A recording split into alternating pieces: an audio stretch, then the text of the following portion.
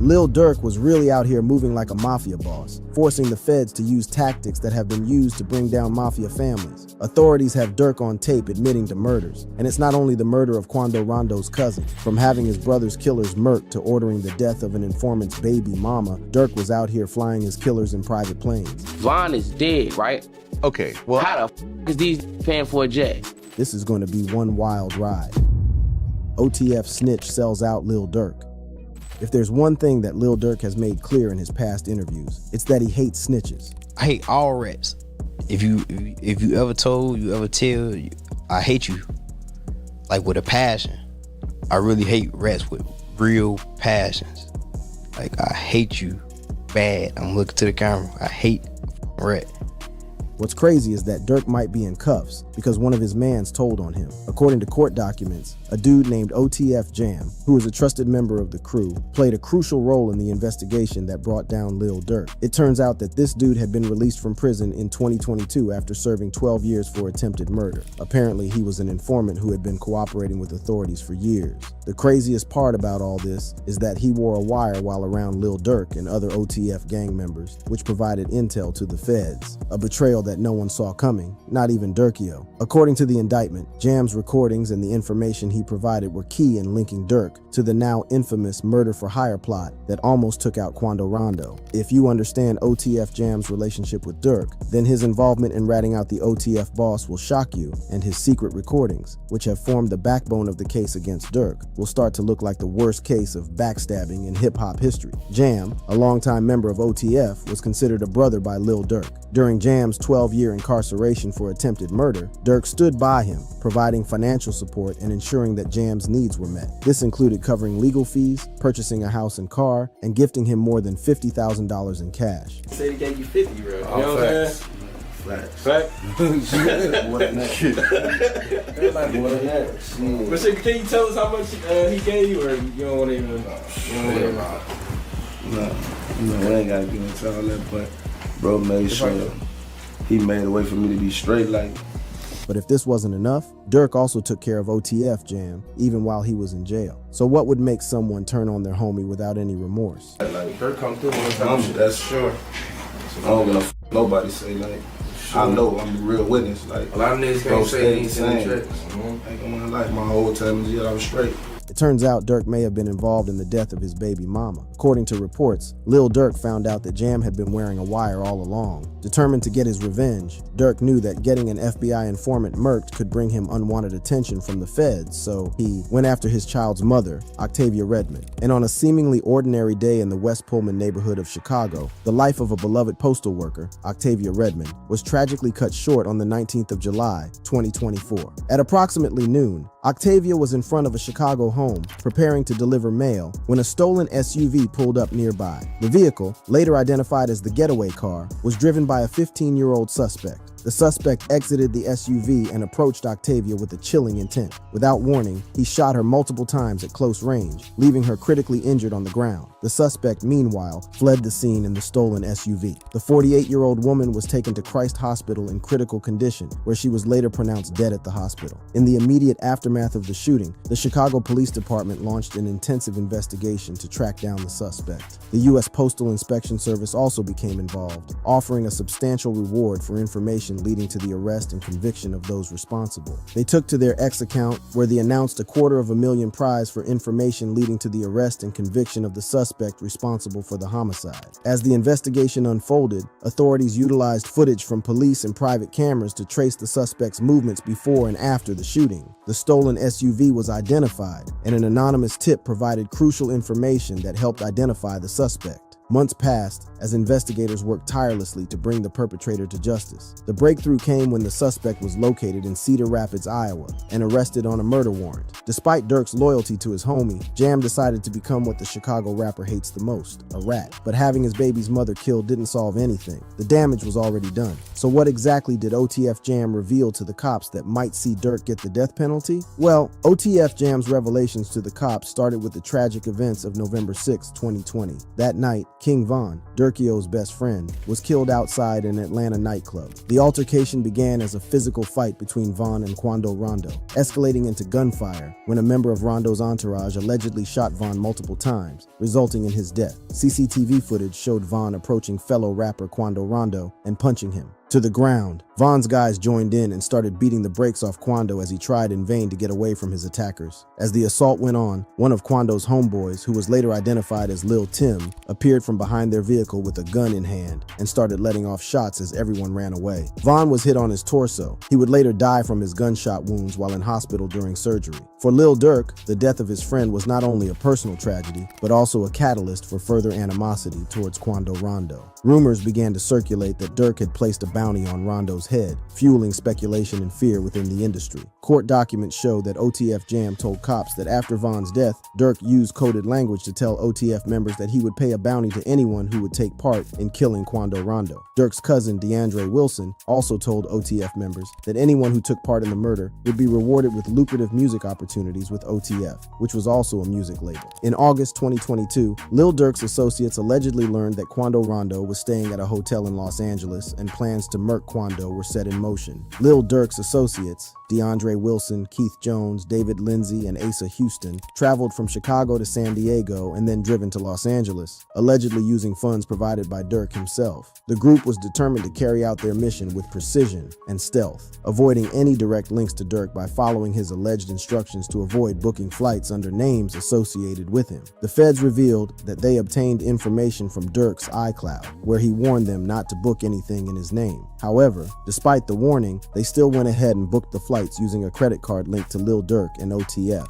Upon their arrival, the OTF members met with Kion Grant, a top associate who had flown to Los Angeles on a private jet. Grant played a crucial role in facilitating the operation, securing hotel accommodations for the group, purchasing ski masks, and obtaining 2 luxury sedans to be used in the ambush. According to court records, Grant also provided Jones, Lindsay, and an unidentified third member with firearms, including one that had been converted into a machine gun, further escalating the potential for violence. As the day unfolded, the group allegedly began tracking Quando Rondo and his associate Robinson as they traveled around Los Angeles in a Cadillac Escalade. Their journey took them to various locations, including a marijuana dispensary and a clothing store in West Hollywood. The tension was palpable as the suspects followed their targets, waiting for the opportune moment to strike. The climax of the day's events occurred at a gas station across from the Beverly Center, a bustling area in the heart of Los Angeles. Here, Asa Houston allegedly parked his car strategically behind the station, setting the stage for the ambush. As Quando Rondo and Robinson stopped at the gas station, Jones, Lindsay, and the third unidentified man reportedly exited their vehicle, armed and ready to execute their plan. The suspects opened fire, unleashing a hail of bullets in an attempt to kill Rondo.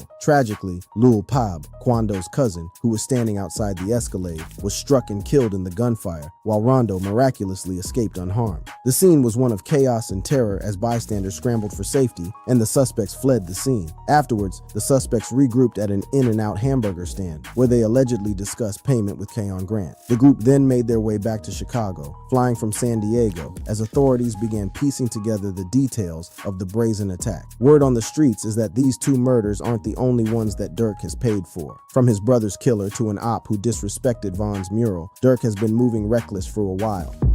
Murders Lil Durk has paid for. The earliest murder-for-hire plot that Durk has been caught up in involves the murder of his brother. The story starts with the death of Lil Durk's brother, D Thang, on June 7th, 2021. On a Sunday morning outside a strip club in South Suburban Harvey, shots were fired and D Thang was shot in the head. He was pronounced dead at the scene. Word on the street was that a dude named Stefan Mack was responsible for D Thang's death, so Lil Durk put a bounty on his head. And on January 7th, 2022, Mack was gunned down at the Youth Peace Center of Roseland, located at 420 West 111th Street in Chicago. Soon, 2 men, Anthony Montgomery Wilson and Preston Powell, were indicted with murder for hire. The events leading up to Mack's murder were meticulously planned. Montgomery Wilson and Powell, along with other unidentified accomplices, allegedly conspired to execute Mack in exchange for money. The plot involved the use of a cell phone and a 2014 Chrysler 300, which were deemed facilities of interstate commerce by prosecutors. As Mack exited the Youth Peace Center, gunmen emerged from a vehicle and opened fire, leaving him fatally wounded. A security guard was also injured in the attack but survived. The indictment, initially kept under seal, was made public, revealing the gravity of the accusations against the two men. Montgomery Wilson and Powell were charged with conspiracy to use an interstate facility in the commission of a murder for hire. Additionally, Montgomery Wilson faced an individual murder for hire count and a gun charge. As the legal proceedings unfolded, Montgomery Wilson found himself in custody, facing the full weight of the charges against him. During his arraignment, Montgomery Wilson pleaded not guilty, setting the stage for a potentially lengthy and contentious trial. His defense team is expected to challenge the evidence presented by the prosecution, which includes photos from the U.S. Attorney's Office allegedly showing him pursuing the victim with a firearm. Meanwhile, Preston Powell remains a fugitive, with law enforcement agencies actively seeking his arrest. The most high-profile murder that Durk is alleged to have paid for is that of FBG Duck. When Duck's killers were arrested back in 2021, word got out that Vaughn had put a $100K bounty on his head. Turns out there was a rat in O-Block working with the feds, who revealed that the one who paid for the hit rewarded the killers with custom-made O-Block chains. A video surfaced on YouTube of King Von giving O-Block members custom-made chains, but according to sources in Chicago, it was actually Durk who put the hit on Duck and paid the killers. I don't think Vaughn paid them guys. I'm sorry to tell the world. To know who actually paid the O-Block gang members to kill FBG Duck, FBG Butter revealed that you have to look at the suspect's arrest footage. It turns out Muwop and C Murder weren't arrested in O-Block. Everybody arrest video coming out from when they got arrested for this Duck case. Yeah. They ain't show Muwop shit. Or C Murder's happy. Have y'all saw Muwop and C Murder go to jail on camera yet? Because everybody else involved in that case, arrest footage is on camera. It turns out that they were arrested at a private hangar, which is crazy because no regular O-Block gang member could afford to charter a private plane. Them boys got snatched at the airport on a private hangar. What's interesting is that at the time of their arrest, Vaughn was already dead. That would leave one person with that kind of money to fly out Muwapo and see Murder on a private jet, Lil Durk. Vaughn is dead, right? Okay, well, How the is these paying for a jet? Durk is also suspected of ordering the death of one of Duck's closest homies, FBG Cash, for disrespecting Vaughn's mural. When King Von was killed, Cash decided to take a photo next to the mural showing his middle finger. However, instead of having kind words for the deceased rapper, he captioned the post saying, "Whole world witnessed yo main sniper get his splacked." This stunt did not go down well with Vaughn's guys, and especially with Vaughn's best friend, Lil Durk. Lil Durk decided to stick up for Vaughn by warning Cash in his song Computer Murderers, where he raps sneaking pics by Von Mural like Lil Bro won't come out and spin. Seemingly enjoying the attention, Cash would use Durk's beat on Computer Murderers and continue dissing King Von, singing, "Von got his ass clapped. You had us thinking he was stretched." Cash even started trolling his ops in interviews. In one interview, he was asked about his infamous stunt at King Von's mural. He responded by saying that Lil Durk had told him to do it. Then I think at some point you take the picture in front of O-Block, in front of the King Von mural. So what was going on with all that? Durk told me to do that. Durk told you to do that? Yeah. Okay. It was only a matter of time before his ops would catch up with him, and a warning from Durk on social media gave a clue as to what would happen next. Lil Durk had taken to Instagram to warn him, "Don't diss Thang if you be lingering and chasing who's won't end well. That's marched," the Instagram story read. And according to some of his friends, he was set up by a female. And dad, like 5 o'clock that morning, you was loose as hell, trying to ride around with in the rack. Come on, bro, ain't no doing that, scud. You know better, like, these set you up. On the 9th of June 2022, Cash was picked up by a female friend and headed for a nightclub. After the club, the rapper took her to a friend's house to sleep with her. At around 5 in the morning, Cash drove the car home with the girl in the back seat. According to her, she was tired and wanted to sleep. A few minutes later, Cash stopped at the stop sign on the 1600 block of West 81st when a car cut them off. 3 men jumped out and opened fire. Cash exited the vehicle as he shot back. However, he was soon overpowered. Cash was later taken to Christ Hospital in Oak Lawn, where he succumbed to his injuries. According to reports, a few weeks before the tragic incident that claimed his life, FBG Cash was involved in a shooting in which even he suspected that the female he was with had set him up. Luckily, only his arm was grazed by a bullet, and he lived to tell the tale. When I went to look, I was like, damn. Like the bullet had ripped all my jacket. Like, I'm like, I'm shot. That morning, Cash had just left the studio and gone to the woman's house. At around 4:20 in the morning, a guy started blowing up her phone. According to Cash, it was the girl's boyfriend. The woman then told Cash that her boyfriend had the house keys, meaning he could show up at any moment. So the duo decided to leave the house. They jumped into the woman's car and drove off with Cash in the passenger seat. The rapper did one thing that saved his life that night. He reclined his seat and lay on his back while on his phone. On the way home, they stopped at a red light as a vehicle pulled behind them. According to Cash, the woman told him that it was a cop. The rapper peeped but couldn't see clearly, so he went back to his phone. Suddenly, the rear windshield was broken by a hail of bullets. Luckily, he was not in the line of fire. Immediately, the woman sped off before anyone could get shot. People around Cash warned him about being around the woman, as she was an Instagram model, and they had only gone out 3 times before the incident. According to them, she may have set up the rapper. Be shooting at you at 4 o'clock in the morning. And who would know where I was at? Exactly. Like, fuck, I wasn't, like, you know her car. You can't see in my car, and then fucking, it's not like I was sitting straight up in her car, and then like, if she did set me up, like, she did it with the wrong people, because they didn't kill Cho. While Durk has clearly been implicated in several murder-for-hire plots, there are multiple rappers who've been caught up in similar charges, including one of Durk's industry best friends, King Von, rappers who paid for murder. First on the list is one of Durk's best friends in the industry, Young Thug. In May 2022, Fulton County District Attorney Fonnie Willis unveiled a shocking 56-count indictment accusing Young Thug and 27 other alleged members of YSL of running a violent Atlanta street gang. According to the prosecution, YSL was not just a record label, but a dangerous criminal enterprise known as Young Slime Life, affiliated with the National Bloods gang. The indictment detailed a decade-long reign of terror centered around the Cleveland Avenue area of Atlanta. Prosecutors alleged that YSL members were responsible for a wide range of criminal activities, including murder, assault, robbery, theft, illegal gun possession, and drug sales. At the heart of the indictment was the claim that Young Thug was the clear leader of the organization. One of the most shocking allegations in the indictment centered around the 2015 killing of Donovan Thomas Jr., commonly known as Big Nut, a rival gang member. Prosecutors claimed that Young Thug had rented the car used in the murder, while 5 other YSL members were directly charged with the killing. As the trial progresses, the rap world is eager to see whether Big Nut's murder will be pinned on Thug. But Thug isn't the only one of Durk's rapper friends to have their ops murked, because it seems like Young and Ace also did. Ace was friends with both Lil Durk and Quando Rondo before the beef started, and it turns out he may have planned and financed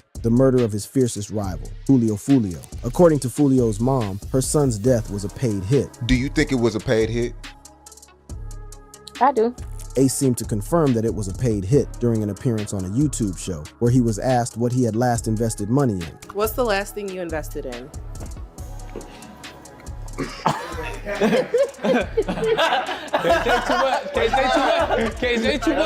And while Lil Durk rewarded his gang members with money and lucrative music deals for carrying out hits, this next rapper was also accused of rewarding his associates with expensive dinners. This is none other than New York drill rapper Chef G's gang, which had extended its tentacles from Brooklyn to Manhattan and even across state lines to New Jersey, was accused of ordering, orchestrating, and executing acts of chaos that left the community in its wake trembling. Brooklyn's district attorney, Eric Gonzalez, revealed that the rapper had used his financial gains to help facilitate further gang activity, encouraging members to partake in violent crimes. One such act of violence, a mass shooting in Brooklyn, stood out for its sheer audacity and brutality. The suspects had reportedly pulled up in a vehicle and unleashed a hail of bullets on members of a rival gang. The chaos that ensued saw 1 person killed and 5 others injured as bystanders fled the scene in terror. The aftermath of the shooting saw Chef G allegedly rewarding the shooters with a lavish steak dinner at a Manhattan restaurant. The last rapper once had beef with Durk and Von and almost had one of their friends, Chief Keef, murdered. The tension between the 2 rappers was obvious, with both artists exchanging jabs and threats through social media and their music. As the rivalry intensified, Tekashi 6ix9ine's association with Kuda B, a fellow rapper and member of his inner circle, became increasingly significant.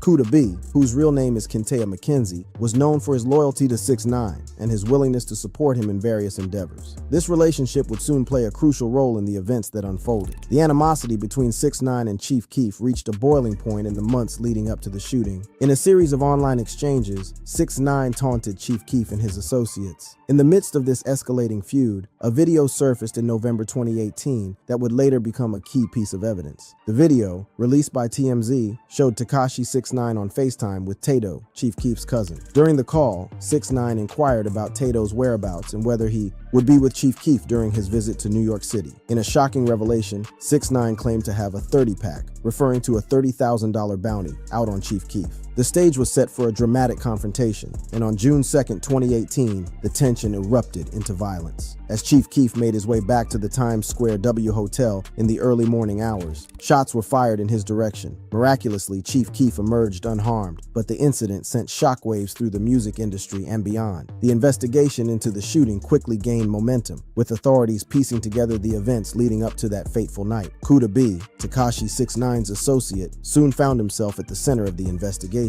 His involvement in the plot to target Chief Keef would later lead to his guilty plea, marking a significant turning point in the unfolding drama. As Durkio sits in his cell waiting for his trial, the rap world can only wait and see whether all the murder-for-hire cases against him are true or cap. Meanwhile, you can watch similar content by clicking on the boxes playing on your screen.